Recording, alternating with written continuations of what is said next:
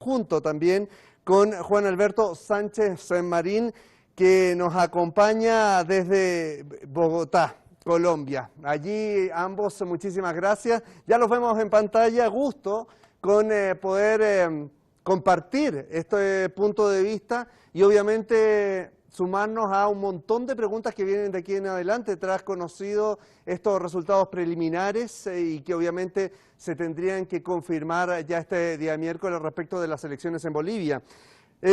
Parto contigo, Juan Alberto Sánchez Marín, en un tema bien complejo. Bolivia experimentó sin duda un vuelco de 180 grados en el último año, tanto en el plano económico, en el plano político y diplomático por sobre todo. ¿Cuáles son, desde tu punto de vista, las tareas más urgentes que vienen en el actual escenario para Bolivia? Gracias por el contacto y te dejo con la respuesta. Osvaldo, un gusto saludarte, un placer participar en este programa junto con el compañero Carlos, de verdad, un placer. Mira, Osvaldo, yo creo que ha sido muy grande lo que ha perdido Bolivia, de la misma manera que en 14 años había alcanzado consecuciones impensables antes. Durante este año han sido grandes los retrocesos y a partir de ahí son considerables los desafíos que tiene ahora el pueblo boliviano, el gobierno boliviano. Lo fundamental será conservar el triunfo. Hay que partir de ahí, recuperar las muchas partes del proceso truncado, recobrar las consecuciones de tipo social que fueron echadas abajo, cortadas de un tajo, rescatar la dignidad, la valoración social y el debido posicionamiento social de los pueblos ancestralmente vilipendiados y ahora, durante este lapso, tan denigrados.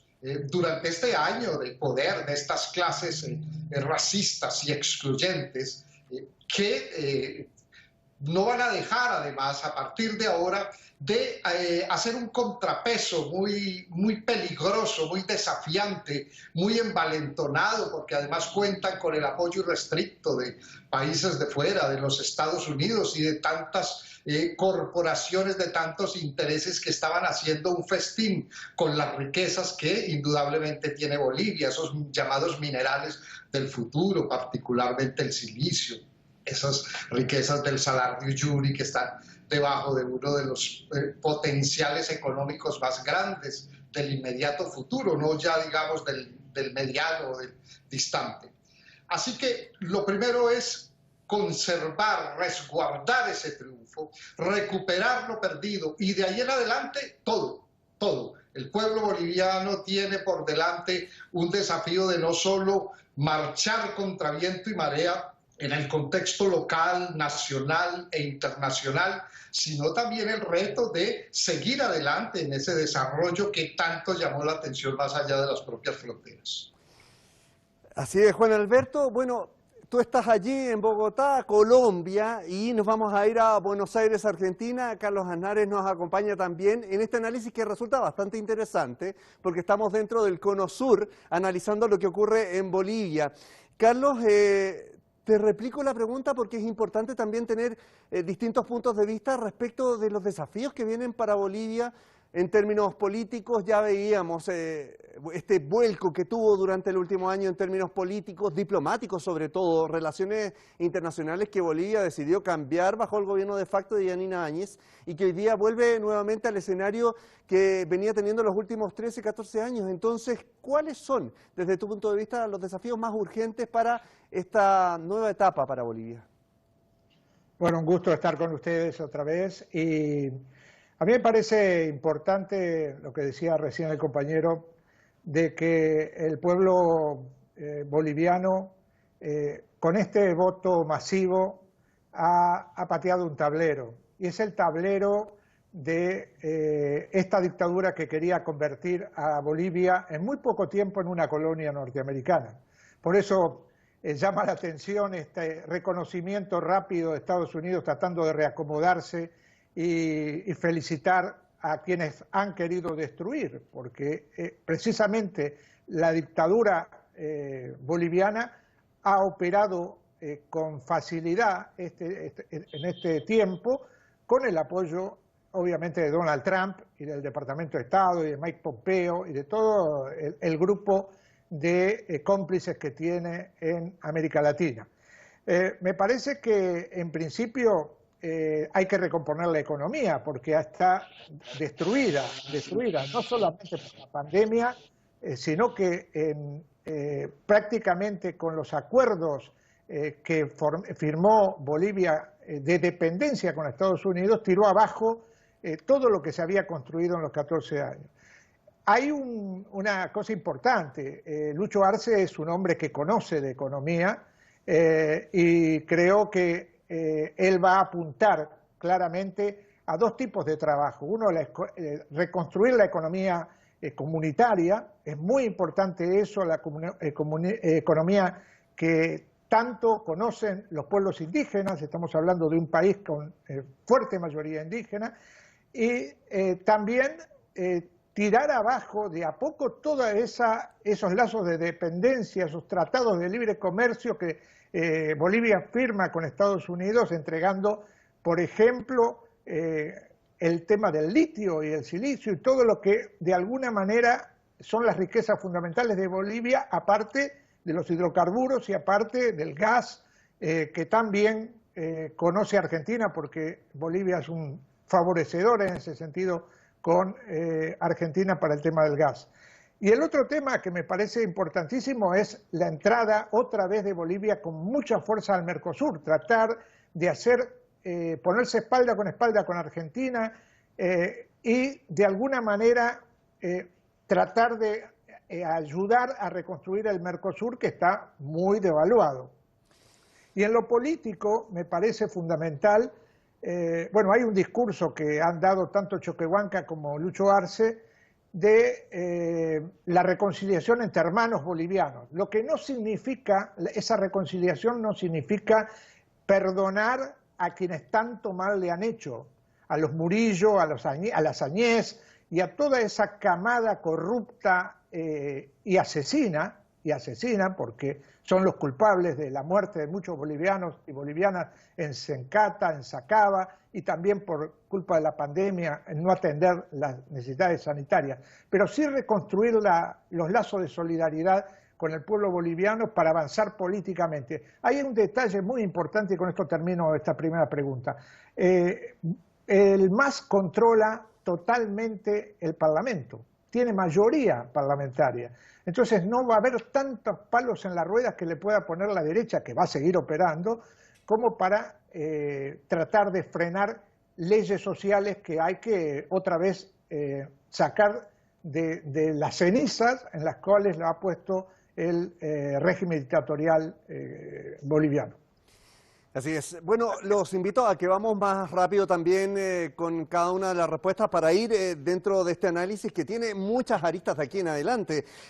Juan Alberto, retomar un poquito lo que dice entonces el encargado para Latinoamérica del Departamento de Estado, Michael Cossack, que empieza a felicitar a Bolivia en este nuevo escenario, lo invita a trabajar, pero resulta extraño, contradictorio, bueno, como todo lo que está en el entorno boliviano.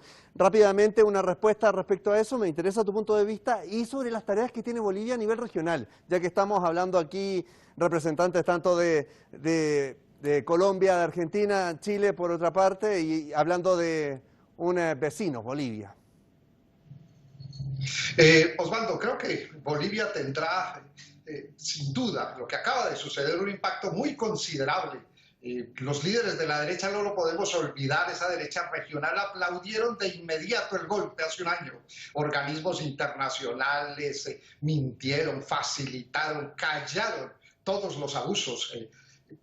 Porque por encima realmente de los derechos humanos, del discurso de la democracia, de la justicia, de ese discurso que termina siendo falso, engañoso, alrededor de este tipo de actos de cualquier modo injustificables, pues lo que yacen son las ambiciones, los intereses económicos, esos son los que priman. Luego de una fase de una derecha envalentonada y una ultraderecha que viene menguándose pues este es un impulso, un aliento y diría yo que un aliciente para tantos procesos sociales tan apabullados y tan negados en nuestra región.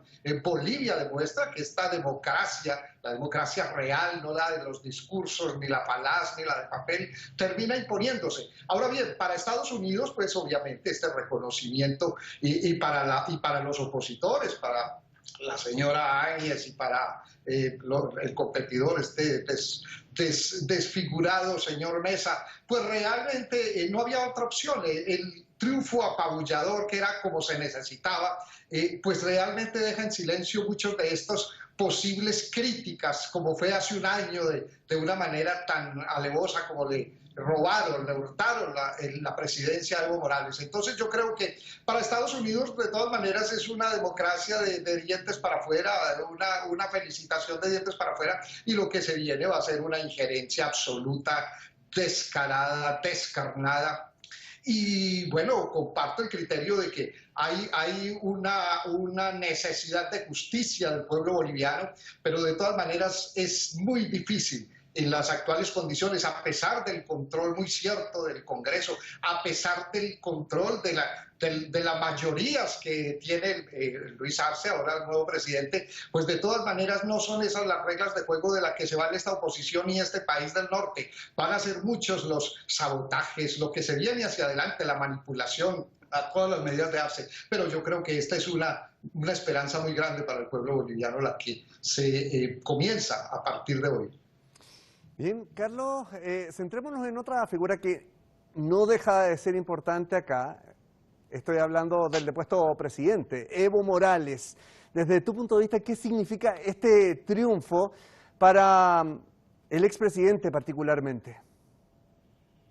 Bueno, Evo Morales representa para el pueblo boliviano esos años de haber sacado a gente como en los pueblos indígenas y sacarlos de la exclusión y ponerlos sobre la superficie, empoderarlos y generar en Bolivia todo un proceso de construcción política y económica muy eficaz y muy provechosa para el pueblo boliviano. Eso no se olvida fácilmente. Y si bien Evo jugó desde Argentina estimulando y poniendo a los candidatos, de hecho los puso él a estos candidatos, porque al principio se hablaba de otros candidatos, yo creo que él ha dejado autonomía en esta campaña tanto a Lucho Arce como a Choquehuanca, y creo que si bien habla de volver a Bolivia apenas pueda, creo que va a tratar de que quien gobierne sean los elegidos. Y él jugar un papel obviamente, de figura importante dentro del MAS, pero me parece que va a apuntar más al 2025, porque cuando haya nuevas elecciones, si este gobierno, como creo, va a caminar bien, obviamente puede ser, Evo es un hombre joven todavía, que puede pensar en volver al gobierno de Bolivia de esa manera. Pero ahora yo creo que va a jugar como una figura importante, como un consejero político, pero no, quienes van a gobernar son quienes están en el territorio, fundamentalmente Lucho Arce y David Choquehuanca y al grupo humano que ellos pongan en el gobierno, ¿no? Juan Alberto, para ti la figura de Evo Morales, ¿cómo se reposicionará de aquí en adelante en términos políticos, también en los nexos que hay con los países de la región?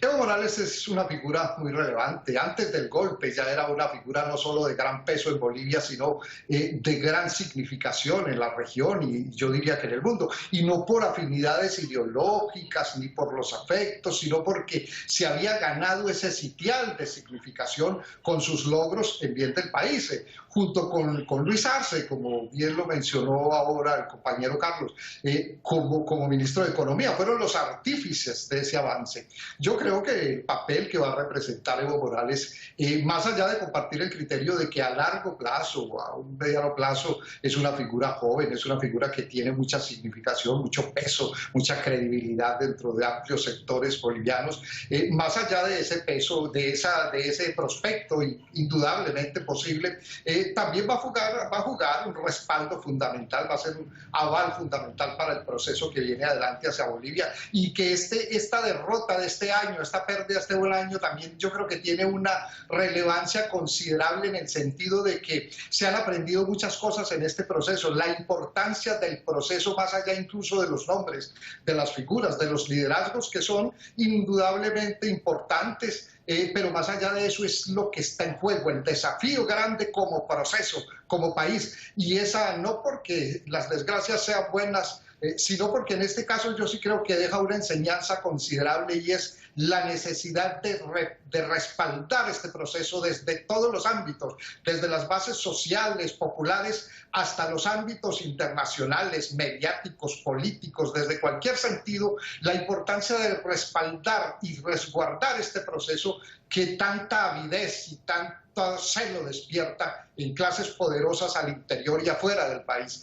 Más allá de los nombres y de los liderazgos personales, yo creo que lo que gana a partir de ahora es el proceso mismo de reivindicación de estos sectores sociales excluidos tanto tiempo. Dicen que principalmente las metas se ven cuando uno llega a lograr los objetivos, pero la idea es mantenerlo. Aquí, en los gobiernos que tuvo Evo Morales en su momento, estos 13 años, Bolivia logró cimentar una economía estable, y ahí estuvo Luis Arce, que hoy día viene nuevamente, pero ya con este rol como presidente. Allí voy. ¿Es una pieza clave hoy día Luis Arce para recuperar la economía? ¿Y cuánto se perdió en este año de lo que se pudo haber ganado, Carlos, en 13 años de mandato de Evo Morales? Es una pieza absolutamente clave, pero yo creo que Arce confía en el trabajo colectivo. Coincido con lo que dice el compañero recién, de que por encima de las personas, en Bolivia hoy se impone el colectivo, en el sentido de que hay que avanzar para reconstruir. Está todo perdido, menos la potencia, todo perdido en el plano económico, digo, se ha perdido muchísimo. Se ha vuelto para atrás en casi todos los aspectos, y sobre todo en los aspectos sociales, en los aspectos que más tienen que ver con la población y con la población humilde.